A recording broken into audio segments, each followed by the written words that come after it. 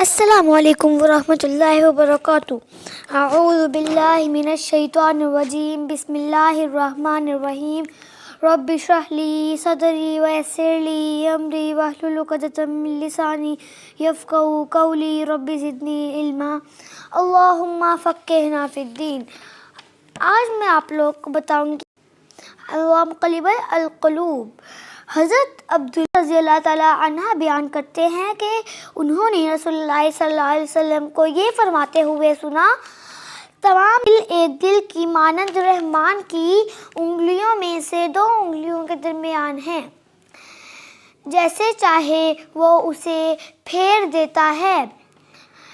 پھر رسول اللہ صلی اللہ علیہ وسلم نے فرمایا، ترجمہ: اے دلوں کو پھیرنے والے، ہمارے دلوں کو اپنی اطاعت کی طرف پھیر دے۔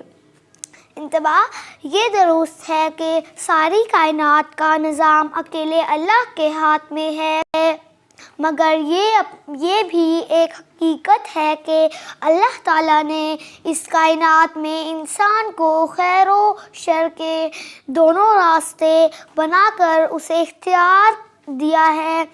اب جو شخص خیر کی طرف آئے گا اور اخلاص کے ساتھ اسے قبول کرے گا، اس کے دل کو اللہ تعالیٰ خیر کی طرف ہی موڑے گا۔ جو شخص غیب پر ایمان رکھتے ہوئے رحمان کی نافرمانی سے ڈر جائے اور اللہ کی طرف توجہ کرنے والا دل لے کر آئے گا۔ دوسرے مقام پر ہے، جو نفاق اور شک و شبہ سے سلامت دل پختہ ایمان والا لے کر آئے گا، وہی نجات پائے گا۔ اور جو شخص ایمان سے پیچھے اطاعت سے دور ہوگا، اسے اللہ تعالیٰ ادھر ہی پھیر دیں گے جد ہر جائے گا، اور اللہ تعالیٰ اس آدمی اور اس کے دل میں حائل ہو جائیں گے، اور اس کے گندے اعمال و کردار کی وجہ سے دل پر زنگ لگ جائے تو اس کی نجات کس طرح ممکن ہو سکتی ہے؟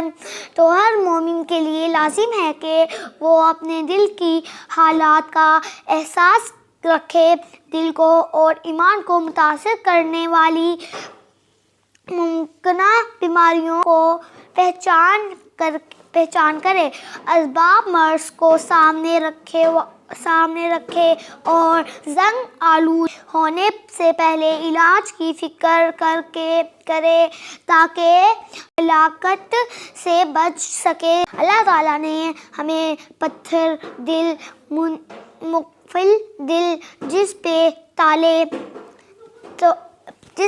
تالے پڑ جاتے ہیں، مریض دل سے خبردار کیا ہوا ہے۔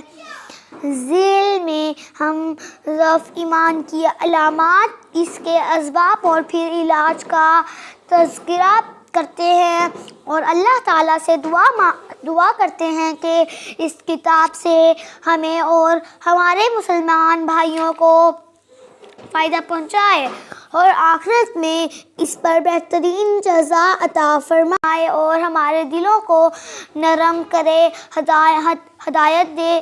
بے شک وہ ہر چیز پر قادر، بہترین دوست اور بہترین مددگار ہے۔